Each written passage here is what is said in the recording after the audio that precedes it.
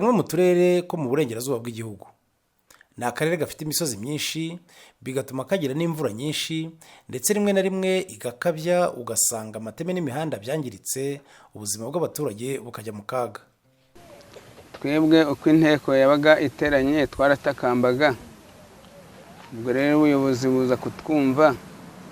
Hari igihe twamanjije gukora, abagabo bagakora umuganda bakajya kwikorera ibiti kugira ngo abantu bajye bareba aho baca, ariko bigeze aho ngaho aho igitekerezo twagiye turatabaza ati badukorere ubufasha, badukorere ubuvugizi turebe ko badukorera iki kiraro. Abaturage bagiye batakamba kenshi ngo bafashwe kunoza inzira z'amazi abasenyera, maze ubuyobozi bw'akarere bufashijwe na RODA babishyira mu byihutirwa. RODA nk'uko izina ribivuga ni ikigo cy'igihugu gishinzwe iterambere ry'ibikorwa by'iterambere mu nzego z'ibanze. Birumvikana rero ko dushinzwe nyine guteza imbere ibyo bikorwa by'iterambere, tukaba mbere na mbere dutangirira mu igenamigambi, tukanashingira ku ntumbero igihugu kiba cyaragaragaje muri Vision 2050, muri gahunda ya guverinoma y'imyaka 5 NST2. Twamara gushingira kuri ibyo bitekerezo by'abaturage no kuri iyo ntumbero y'igihugu, bigatuma dukuramo igenamigambi ry'ibikorwa by'iterambere muri buri karere. Akarere ka Rubavu gafite imiterere ituma kagira amazi menshi. Hari amazi ava mu birunga, mu kirunga cya Karisimbi, hari amazi ava mu ishyamba, mu misozi ya Gishwati, harimo n'umugezi wa Sebeya ukunze gutera ibiza mu karere ka Rubavu. Ibyo rero byateye ibibazo mu myaka myinshi, aho wasangaga mu gihe cy'imvura hari inzira zitongera gukoreshwa kuko amazi ahita aba menshi, ndetse yagiye atwara n'abantu mu bihe bitandukanye.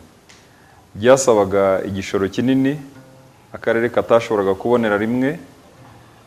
Noneho mu rwego rwo kwishakamo ibisubizo, abaturage n'inzego z'ibanze mu midugudu, ku kagari bagashaka ibiti, bagatinda bagakora ibiraro, ariko mu by'ukuri bidashobora kuramba.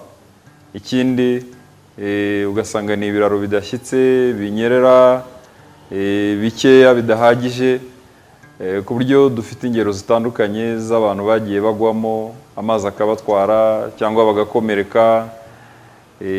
Birumvikana byahagarikaga amashuri, ukabona abanyeshuri baturuka mu gice kimwe mu gihe cy'imvura basibye, bataye ishuri cyangwa bakagwamo. Twagiye tubona za raporo mu bihe bitandukanye by'imvura, ukumva umwana yapfuye, yaguye mu mugezi runaka kubera ko yanyuze ku kiraro kitari ku rwego rwe. Ibi rero byari mu mirenge itandukanye. Murumva rero akarere kari mu bwigunge igihe kirekire kandi tudashobora kugahindura, ya migezi ntitwayimura. Byari ibibazo rero byateye ubwigunge hagati y'abaturage kandi baturanye mu by'ukuri, umuntu arareba undi ariko bakaba batashobora guhura.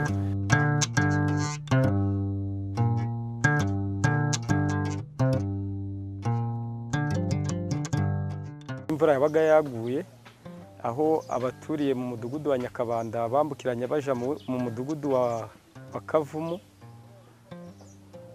bahuraga n'imbogamizi yo kucambuka kugira ngo bahahirane n'abandi, aho n'abana bakundaga kucambuka mu gihe cy'imvura bakagwamo bakahatakariza ubuzima. Aho gitangiye kubakirwa iyo mvura yahutaje abana bagera muri 2. Ibihombo bahuranaga nabyo rero nuko baterezaga kabiri, bazanaga umuzigo bawugeza hano kw'iki kiraro, bikaba ngombwa yuko bangera ku imodoka igapakurura ahangaha bagatereza amagare. Amagare rero urumva niba yaranguye ikibiriti cya veni, ubwo urumva cyiyongeragaho igiceri cy'atanu, hakagera iriya gahenda abaturage. Ariko ubu ngubu ibyo byose byarahagaze, ubu ngubu igiciro ubu bunguka neza, ubu nta kibazo. Waragendaga bitewe n'uko imbaho zitagaranye, ugatsikira igare ukarerekura ugahita ubanza mu mugezi. Wagira amahirwe make ugahura n'ibuye rikagukorometsa no kuvunika birimo. Abaturage muri rusange nabo Sebeya yaruzuraga bakabura inzira. ariko ubu ngubu urabona ikiraro kiri hejuru bazajya batambuka nta kibazo. Mu karere ka Rubavu hubatswe ibiraro bigera kuri 11 byagiyeho amafaranga angana na miliyoni 442 ibihumbi 743 na 830 kandi muri yo harayasigaye mu mifuka y'abaturage ba Rubavu babonyemo akazi. Ahubwo hari imirimo yatanzwe n'icyo kiraro ubwacyo. Reka nkoresha imibare. Dushyize mu mpuzandengo kuko ibiraro ntibingana, ariko ndafatira ku kiraro cyakorerwagaho n'abakozi nibura 28. Muri abo hakaba harimo 10 b'abafundi n'abandi basigaye bakaba abayede. Umuyede yagiye ahembwa amafaranga 4,000 kandi hari ikiraro cyafashe igihe cy'amezi 4 kugira ngo cyuzure.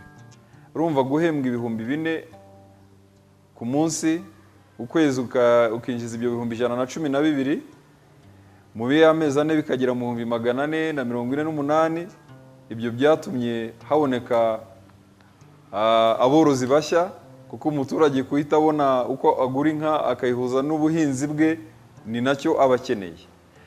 Umufundi we yakubaga kabiri, bya 4,000 byabaga 8.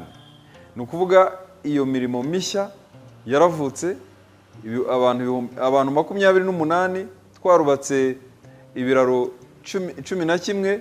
Murumva uburyo byatanze imirimo myinshi, kandi ubwo ntabwo ibiraro bingana, hari ibiraro binini kandi byasabaga imirimo myinshi.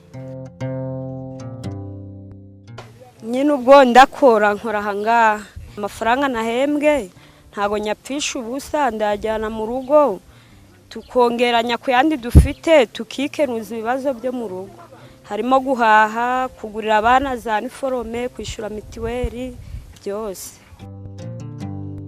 Hari mpagarariye abaturage bubaka hano, ubwo baduhaye abatekinisiye bo kudufasha bo kwigisha abaturage uko bakora ibi biraro.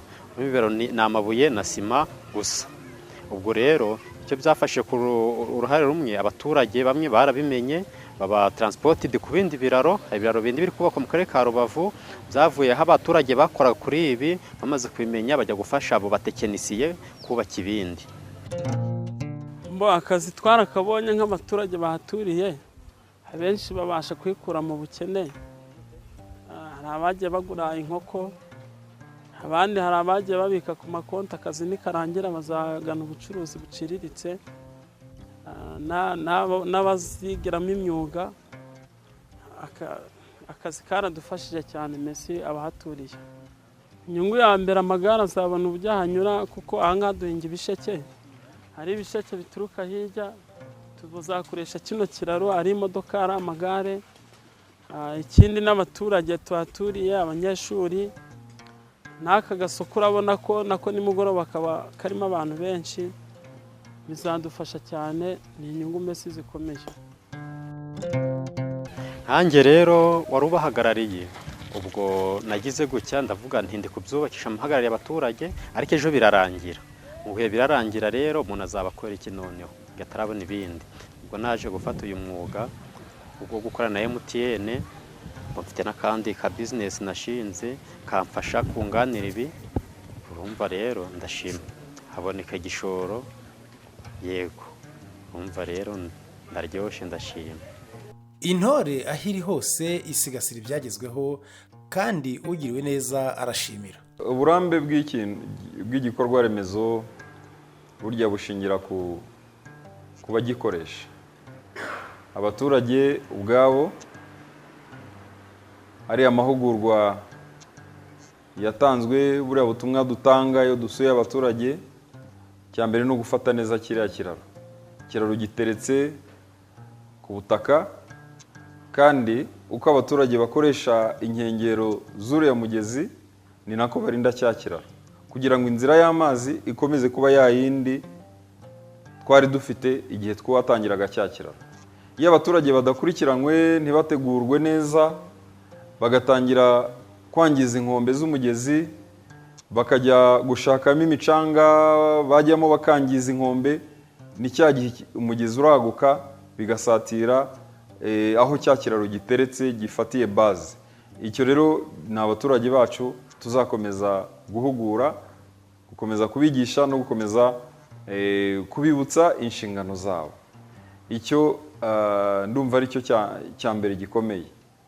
Ikindi gikomeye ni uko tuzakomeza gusura ibi biraro, kuko nta kintu kibaho ntigisaze, ariko abatekinisiye bacu bajye babisura barebe ko uko byari bimeze ariko bikomeza kumera, barebe niba nta hantu hashobora kuba intandaro yo kuba ikiraro cyose cyakwangirika kandi hasaba ubushobozi bukeya. Ibyo rero ni ibintu bisaba guhozaho, haba hari ibuye ritarimo neza rigasubizwamo, byaba ari ibintu bisaba izindi mbaraga, tukitabaza n'izindi nzego ariko tukabikemurira ku gihe. Akanyamuneza, urabona abantu bose barishimye, urumva nko mu gihe cy'imvura watinyaga kuhanyura wumva ko wagwamo, ariko ubu ngubu hameze neza, igihe cy'imvura mu zuba hose uratambuka nta kibazo. Ikindi leta tuyishimira, yaradufashije kugerageza kumva abaturage bayo, biba byiza kuba mwasaba ikintu mukakibona, kuko twarabisabye bigakorwa, ni ibintu twishimira cyane kandi dushimira na leta yacu. Ahangaha cyane cyane nga Mutwara Sibo dusigaye tuhakorera isuku, urabona ko hanakubuye, tukabuza n'abana baza kuhangiriza bari kuharira ngo ibisheke. Ubwo mbese natwe iki kiraro ng'ubuyobozi kituri mu maboko, kuko nta wakwangiriza ibikorwa by'indashikirwa turebera, kuko n'abandi barazaga bakavuga ati cya kiraro cyaruzuye, bakumva babyishimiye cyane, bakanaza bakahicara bakumva bishimiye. Ubwo rero natwe tugumvaga natwe dufite agashema kubera iki kiraro kiduhuza n'abaturanyi bacu. Iyi leta y'ubumwe rwose turayishima rwose, nyakubahwa Paul Kagame aragahora ku ngoma. Ndamanza nshimire Kagame wacu, yaradufashije n'akarere karadufasha, bajya baza no kudusura bakaduha ibikoresho bihagije, nabo turi kubashimira. Ku ishuri twiga ntago twize iyi tekinoloji nshasha. Tekinoloji nshasha nayimenye ari uko ngeze muri hano kuri teri, nayimenye ari uko ngeze hano kuri teri. Ubwo rero ndashimira cyane cyane akarere na Roda kuba badufashe bakaduhugura tukamenya ubumenyi. Ubwo rero twasaba ko bitarangirira ahangaha, hari n'ahandi henshi ubwo byaba bikenewe. Turi ready, turi tayari kuba twatanga umusanzu aho badukenera hose, tukagenda tukubaka igihugu. Rubavu ifite inzira nyinshi zikeneye gukorwaho ibiraro. Buhoro buhoro leta n'abafatanyabikorwa bayo bazakomeza gukurikirana ifatwa neza ry'ibyashoboye gukorwa, ariko inashaka ubushobozi bwo gukomeza muri uwo mujyo kugira ngo abaturage bose boroherwe n'imigenderanire n'imihahiranire.